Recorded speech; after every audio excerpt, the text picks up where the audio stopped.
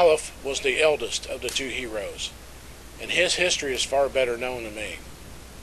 He was once a highly skilled, courageous knight, with wealth and fame, until his actions and a friend's betrayal led to the death of an innocent young girl. From then on, he forsook all of his knightly life: armor, weapons, land, wealth, and even his name. It should be noted that Aleph was not his sire's name, but rather the one he chose to use during his new life of repentance, that of a simple farmer. Darmir paused, as if trying to remember a sequence of events, which made me wonder again about the tale. And all the times my companions and I came here, Darmir never paused in telling a story, at least not like this. His close attention to detail and the look in his eyes gave the impression that the tale was far more than it seemed on the surface. He closed his eyes and began talking again. Sunlight filtered through the trees, casting bands of light and shadow on the two knights and their charge. The three horses walked slowly as the riders enjoyed the pleasant day. The songs of birds invisible in the vinwood and oak trees filled the air, as did the slight fragrance of the flowery perfume from the girl who rode between the knights. Other than the occasional clink of armor, all was quiet. One of the knights, wearing a red and black standard, suddenly urged his horse forward, his vision locked on the point on the ground ahead. Soon he reined his horse to a stop. "What is it?" the remaining knight called, his blue and white standard fluttering in the light breeze, while the blonde girl beside him watched curiously. "Some type of metal disc or medallion." The knight dismounted. "It's been stuck upright in the ground, as if deliberately to reflect the light." He picked it up and looked around, seeing little beyond what they had seen all day, and during the many other times they took the well-traveled path through open forest and pasture. Behind him stood a vinwood tree growing beside the road. Such was odd only in that it was unusually large, easily 60 feet tall, and 2 arm spans around. Most vinwood stopped out at 40 feet and 1 arm span. The tree might serve as a marker. He passed this tree countless times and never noticed it before. He would not have noticed it today either, except for the object in his fingers. The blue knight white urged his mount forward until his steed was even with his companion, who studied the object intently. "Not much workmanship on it," the knight said, looking at the silver disc. "It has some runes, but nothing recognizable. Perhaps it's a lost coin from some other realm." A hand was offered from horseback. "Let me look at it a moment." The disc changed hands. Nothing familiar to me either." He gave the disc to the girl for her to look at, then looked back and pointed at the other knight's feet. "What's that?" "What?" The knight looked down and never saw the mailed fist that struck the back of his head. He hit the ground hard and heard, as if from some great distance, the girl's scream and the pounding of horse hooves. The betrayed knight lay there for a few seconds, his head reeling from the blow his supposed friend and companion in arms gave him. Looking up was painful, but he managed to watch helplessly as in the distance the traitor rode off with their young charge, the king's only daughter, draped over his saddle. Willa, the 12-year-old the two knights had sworn to protect, still cried out for help as horse and rider vanished into the dark forest. Late the following morning, after a day and night of careful tracking, the knight found Willa. Her nude body lay on an altar-like stone slab, her blonde hair reddish-brown from the blood that had flowed from her slit throat. Gently lifting her limp form, he cried out in anguish and hatred, swearing vengeance against Brookstone, the man, no, the monster, who had done such a foul deed. Aleph awoke with a yell, his body covered in a cold sweat as he returned to reality.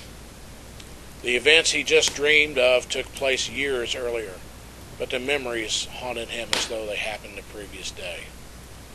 The horror of what his one-time friend had done still created a hollow, gut-wrenching feeling. He had searched for months to find the traitor, but his efforts had proved fruitless. It was as if a pit had opened up and swallowed the man, wiping him from the face of the earth.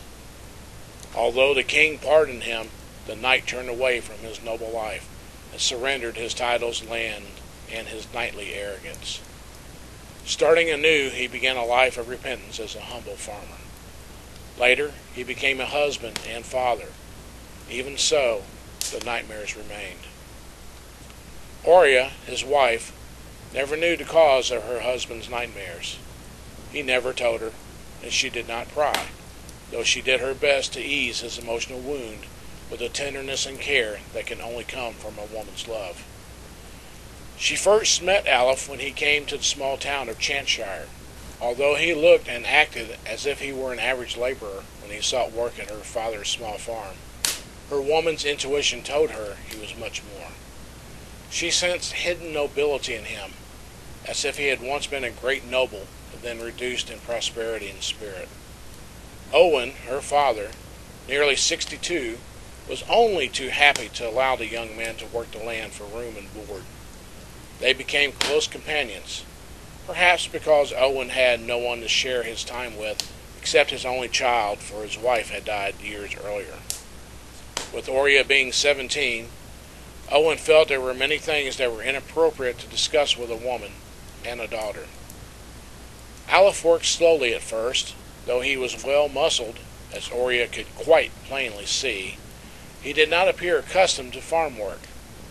She fell in love with him quickly, perhaps as a young girl fell in love with a handsome boy, twirling hair and stealing glances. Later, as she knew him better, she realized it was the love of a woman for a man. He was courteous and honest, almost, she mused, like a chivalrous knight. Although Aleph never mentioned his past, Oria felt certain that her father knew something about him she did not. Nonetheless, despite her open feelings, Aleph remained distant, as if fearing to care for anyone. Aleph's reserve eventually faded, as did Owen's health. Oria's father passed into the Etherworld the following spring, but not before the two complied with his request and married a few days before his death. The couple continued to stay on the small farm, leading simple but happy lives. 1 year later, Oria gave birth to the son, Alborn. 2 years after that, she died, giving birth to Regan, her daughter. Aleph remained on the land, growing enough crops for food and trade, and raised his children as best he could, teaching them to be strong of body, mind, and spirit.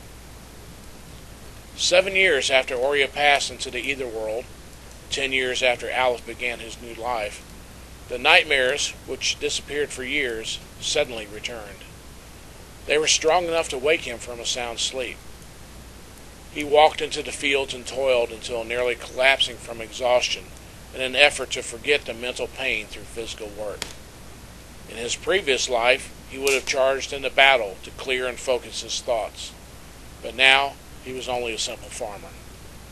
His weapons were limited to shovel, hoe, and plow, while his enemies were nothing more than weeds. He worked in a small field in the clear section of the woods around his home. The tilled soil gave birth not only to that year's crop, but to weeds that had to be cut away. Digging out roots was no easy task, especially using the self-made hoe. The flattened metal blade had once been part of his knightly helm in earlier days. Many times that helm had been held erect and proud, almost egotistically, in the air. Aleph found it ironic that it was now being used in the humble work of tilling the soil. He worked for several hours when a sudden feeling of dread passed over him, like a blast of chill wind. As the fine hair on the back of his neck rose, he looked northward toward his home and children. Though trees and dense forest hid any view of his log house, they could not hide the rising cloud of smoke coiling upward like a black serpent of death. Ignoring cuts from limbs and briars, Aleph ran through the brambles until he reached the homestead clearing. He stopped at the sight of the blazing torch of what had once been his home. There was no time to think about what had happened, nor did he see the dark shadow of Vorta soaring overhead. Without a moment's thought, Alice sprinted towards the flame, hoping his children were alive. Halfway there, he felt a blast of heat, many times hotter than a baker's oven. The smell of burnt flesh and the sight of fire were the last things he remembered. He awoke to burning pain and blackened ground. His first sight was of the smoldering timbers of what had once been his home. Slowly and painfully he stumbled toward the blackened ruins. In a daze he stepped around a crater of black and fused soil that the dragon's fireball made, his mind barely registering that it was even there. He continued walking forward until he stood before what would have been the gauntwood door at the front of his home. It was a heaped line of dark ash at his feet. Fearfully he scanned the charred timbers, still emitting steam and smoke. Then, with an anguished cry, he saw two small skeletons just beyond the doorway and fell to his knees in agony. Blackened, steaming ash was all that was left of their flesh. The pain of his own burns and the sight of what remained of his two children caused the shadow of darkness to claim him once again. Awakening sometime later, though not remembering details as to when or how, he found himself laboriously digging into the earth beside the stone marker of Oria's grave and that of her mother and father. The remains of his two children lay carefully wrapped in burlap he found near the house, the only remaining cloth on the property beside the burned remnants covering his body. Their spirits would find comfort lying beside their mother once again, forever in the ether world. Once that task was finished, he strode grimly to the upright stone wall surrounding the farm's well, one he had built just days before he bonded with Oria. With painful effort, he removed the shreds of burned, blackened clothing from himself, and slowly hauled a bucket of water from the well to pour it over his naked body, washing away dirt, sweat, and burned skin. The water burned as if it were acid, but served to help bring his attention to the present. His arms ached as he swung a heavy wooden axe at the edge of the stone and mortar wall around the well, striking the special place that carefully hid the links to his past. The moss-covered rock cracked and broke under the repeated blows, until the sound of metal striking metal echoed in the air. Tossing the axe aside, Aleph dug into the rock, shoving heavy stones aside as if the effort would relieve his pain and anger. Stone after stone was flung to the earth until the length of chain, once sealed in the mortar, lay free in his hands. With a slow, steady pull from his burned muscles, the black iron links that stretched into the well's dark depths climbed upward. Soon, dry chain became wet as he continued pulling up the object he sent into the water many years earlier, one he hoped he would never have to look at again. With a strain, the slime-covered wood chest came up and over the rock wall, falling heavily to the ground. He struck the wet wood with the axe. Water and wood pulp flew through the air as the axe struck the box repeatedly until a corner where wood and pitch met finally broke. With a grunt of effort to break free the pitch seal, he yanked off the lid and revealed the contents. Sunlight struck his eyes, reflecting off the polished steel shaft he slowly withdrew from a black and silver scabbard. The broadsword's wide blade, a relic from his previous life, shone as brightly as it had when he sealed it in the box 7 years earlier. He set the blade upright in the ground and dug deeper into the chest and his past. A suit of chainmail armor fell to the ground beside the upright blade. He had not kept his plate armor other than what he had turned into various farm tools. A dagger joined the sword, along with a steel buckler and a large leather satchel. Standing up and unwrapping the bundle, he clothed himself in a bright red silk shirt open at the chest with long, billowy sleeves. Atop that he donned a black leather vest. Soft black leather pants made of Alkan deer met equally dark leather boots just below the knees. He left the chainmail because he doubted it would do any good against a hell-spawned dragon and his fiery breath. Besides, he was so out of practice, the extra weight would slow him down. 3 feet of steel slid home into the black leather sheath. The sound of steel against the scabbard's full-length inlaid sharpening stone brought back memories of battle, of the time when the sound of the automatic sharpening of the blade as it was drawn became the sword's battle cry. It seemed those times were returning. The dagger was attached firmly to the leather belt, opposite a good-sized purse containing the last of his knightly wealth, over 10,000 rims worth of silver, gold, and gems, an amount that would keep even the most free-spending fool wealthy for a long time. To him, they were important only if they allowed him to fulfill his quest and destroy the abomination that ended his second life. Since he wore his old garb and arms, he thought of his recent dark dreams. Not believing in destiny or fate, he thought it strange that his dreams of Brookstorm resurfaced in time for the dragon to destroy his new life. The new monster was, perhaps, more dangerous than the first, but he doubted it was any more evil. Dragons were killers by nature. What Brookstone did was pure evil. For now, the dragon was the biggest menace to the land, and revenge against it burned more fiercely in his heart.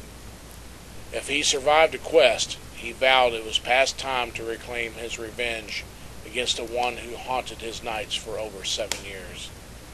The man who had once been his companion in arms would soon find the hand of justice clutching his throat. Perhaps then, Al's spirit and those of many others would find peace. If not, then perhaps he need to find the deities of destiny and fate and let them feel his hands clutching their throats.